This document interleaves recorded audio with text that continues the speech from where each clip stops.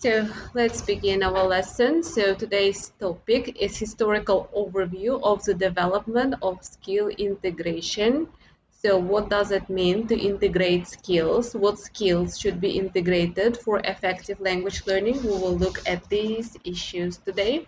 We will look at some historical language teaching approaches that preceded this integration stage. So, what do we learn in the course of integrated approach to language teaching? So it's a practical discipline aimed at teaching language skills in integration. This means you learn reading, writing, speaking skills together, and at the same time, you should aim at teaching them together. So if you are, for example, your sim is grammar, past tense, and you are teaching them to your students at school, this means during the process of your lesson, your students should both do some speaking practice, they should do listening, and definitely they should read something. So the subject introduces a detailed description of teaching methods, so as future teachers can use them in their classes. Well, this means there are some effective ways to teach each skill. That's listening, speaking, and writing. And being acquainted with those teaching methods will make you better teacher and your lessons more effective. So the course aims at assisting students to use L2 as the main communication tool and develop their professional skills.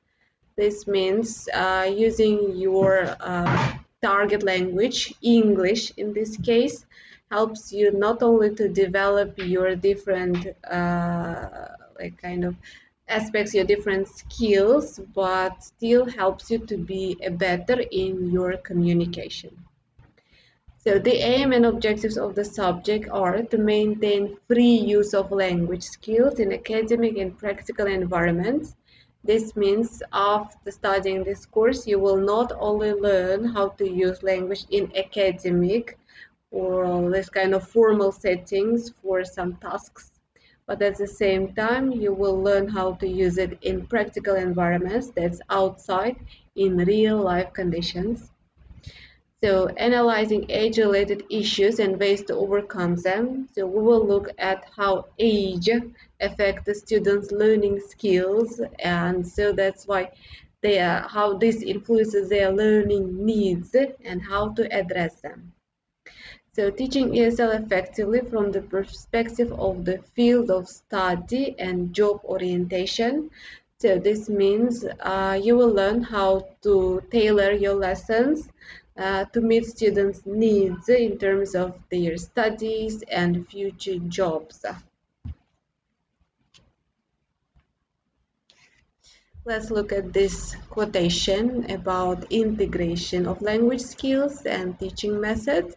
So Albert Max Worth saw this changing winds and shifting sands as a cynical pattern in which a new paradigm of teaching methodology emerged about every quarter of a century, with each new method breaking from the old but at the same time taking with it some of the positive aspects of the previous paradigm.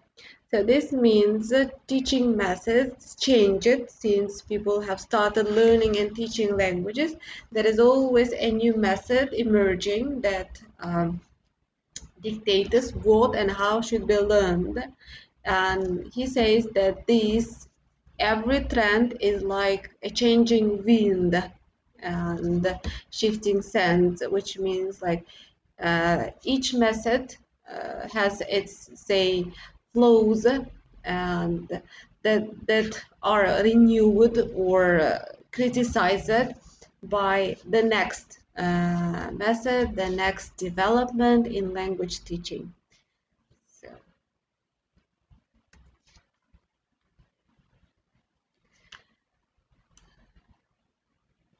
So, as acquisition of foreign language has always been a rather time-consuming and complex process, debates over most effective method of learning and teaching a second language promoted the emergence of new trends in teaching methodology.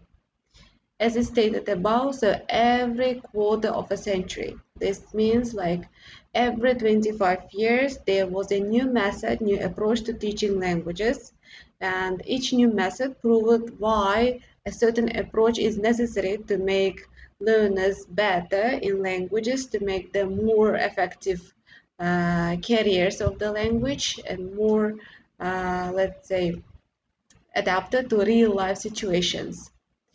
So these changes primarily happened in tandem with the periods of dying away of school of thought. So this means some schools of thought, some scholars appeared in history, and then they created a new approach, a new method around them, and proved why their method is better and more effective than the previous one. So once a new school of thought appeared, new method appeared as well. So to illustrate, as foreign languages, besides Greek and Latin, began to be taught in educational institutions in the 18th and 19th centuries, the major method for teaching was classical method, or better known as grammar translation method that we are all familiar with. This means students simply, were given some grammar rules and for which they have to construct sentences, and then there is some passages which they translated into their first languages, and that comparison gives them knowledge of how the foreign language is built up in terms of grammar and vocabulary. And so step by step, they learn their language. So this was the first approach to teaching language that was considered to be effective for many years. Further, there came direct method, or also known as natural method, so which says that it's a method based on the assumption that the learner should experience a new language in the same way as he or she experienced his mother tongue without considering the existence of his mother tongue. This means in this method, students were obliged to use a target language from the very first steps, like even complete beginners were made to listen to the target language, the English, for example, and they had to convey or their ideas or communicate in the target language as much as possible. So even if they made mistakes, even if something was wrong, they were false in their speech and attempts. Still, this method states that it's the best way to learn the language, since this is the basic way how we learn our first language. So next, borrowing some features of former method, that's the traditional method, revolutionary audiolingual method came to the stage. So in this method, the instructor would present the correct model of a sentence and the students would have to repeat it. So the whole method was based on imitating the language. So the teacher would then continue by presenting new words for the students to sample in the same structure. In audiolingualism, there is no explicit grammar instructions, so students were not provided with grammar rules. So everything was simply memorized in its form, so basically in the form of dialects. So today, predominant technique in teaching is communicative language teaching. So in this way, students are supposed to learn L2 through communication with each other and the teacher. So they study authentic text, use the language outside the classroom, and so become fluent users of the language. So the emergence of communicative teaching movement brought about currently popular integrated teaching method. So in this approach, learners are exposed to the environment where they simultaneously develop listening, speaking, reading, writing skills, and meaningful context. So based on the principles of communicative process, language skills are categorized into receptive, where the learner receives information through hearing or reading, and productive, where the learner produces information through speaking or writing. So we can see it here in this picture. So you see, so receptive skills is when we receive information, so that's either by listening to it or by reading. And then productive skills when we produce the information we have received and process it. So that's either by speaking or writing.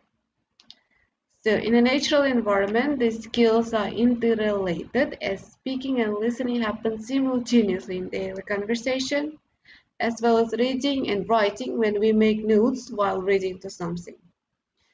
So thus, the use of integrated method in teaching foreign languages is justified. For example, if a student speaks not only to the teacher, but also to the language, but also to others, so language acquisition becomes more productive.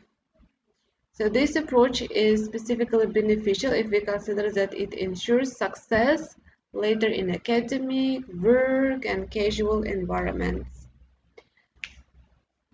So this means in integrated teaching, so for example, if the lesson is content-based and we want students to learn some words related to food and food products and drinks, so during that lesson, we start the activities with some speaking activities. For example, we give general questions and ask students of their preferences, for example, in terms of drinks and food.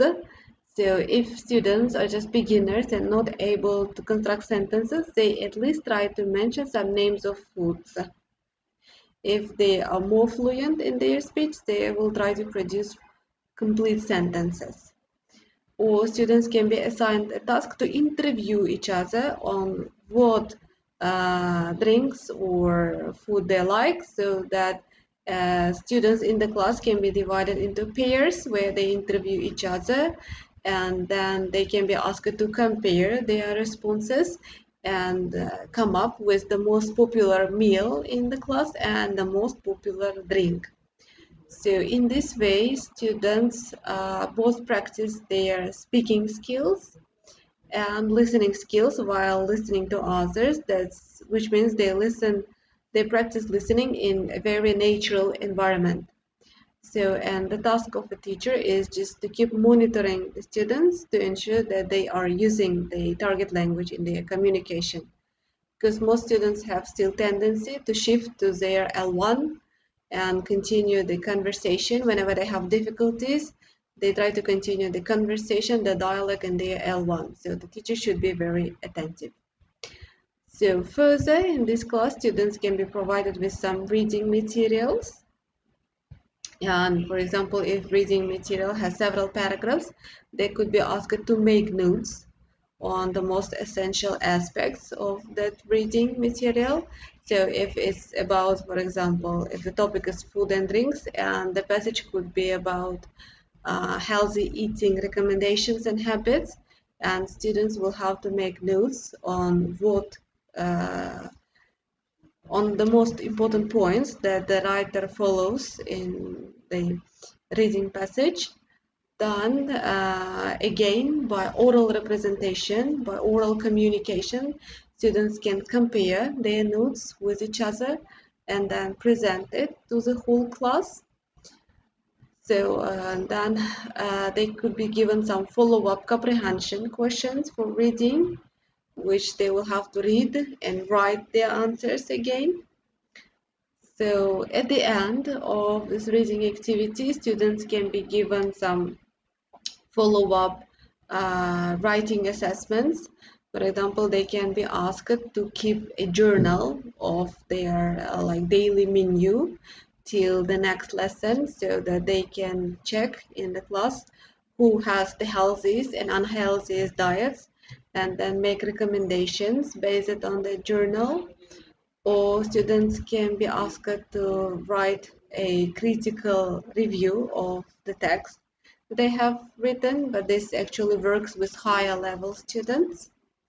So as you see in this way, in the example of food and drinks lesson, we have seen how four skills can be integrated and that it's important to integrate these all four skills in terms of making learners more effective communicators of the language. This means in real life when they have to use it for their job, or they have to migrate or abroad or just travel abroad. So they will definitely not follow simple grammar rules, but they have to find out, or they have to figure out what words or sentences to use to find out certain locations, to receive the information needed. For example, when they go to the shop to buy something. So obviously communication skills will help them, not just the grammar skills.